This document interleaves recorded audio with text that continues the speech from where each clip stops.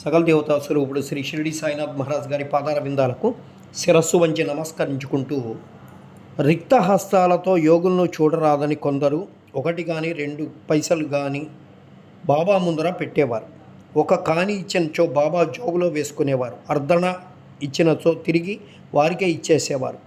బాబా కీర్తి అన్ని దిశలకు వ్యాపించిన తరువాత అనేక మంది బాబా దర్శనానికి గుంపులుగా వస్తూ ఉండేవారు. అప్పుడు బాబా వారిని దక్షిణ అడిగేవారు.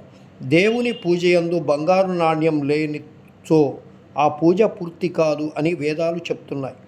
దేవుని పూజయందు నాణ్యం ఏమైనా అవసరమైనచో యోగుల పూజలో మాత్రమేలా ఉండరాదు.